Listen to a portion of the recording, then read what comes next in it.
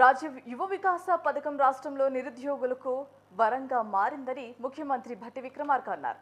ఈ నెల 15 నాటికి జిల్లా సెలక్షన్స్ కమిటీకి 25 నాటికి శాంక్షన్ ప్రక్రియ పూర్తి చేస్తామని, రాష్ట్ర ఆవిర్భావ దినోత్సవం అయిన జూన్ 2వ తేదీన శాంక్షన్ లెటర్ను పంపిణీ చేస్తామని తెలిపారు. ప్రభుత్వ పరంగా 57,000 ఉద్యోగాలు ఇచ్చామని, జాబ్ క్యాలెండర్ను కూడా ప్రకటిస్తామని చెప్పారు.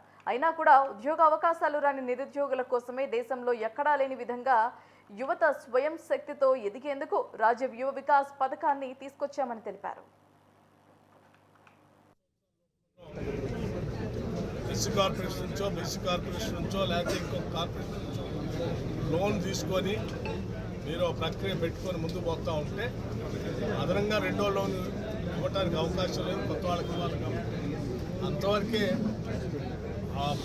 దాని వరకే పరిమితమై సమాచారం తీసుకుంటారు తప్ప సివిల్ స్కోర్ పేరు మీద అతని ట్రాక్ రికార్డ్ ఏంటి, బ్యాంకులో రీపేమెంట్ ఎట్లుంది, లేకపోతే బ్యాంకులో ఎన్నిసార్లు లోన్ తీసుకున్నాడు, ఈ తీసుకున్న లోన్లు అన్నింటినీ కూడా రీపేమెంట్ ఎలా చేశాడు, అది 90% ఉందా 100% ఉందా, ఇవన్నీ కూడా ఈ సివిల్ స్కోర్ అనేటువంటి ఈ విధానం వీటన్నిటికీ వర్తించదు.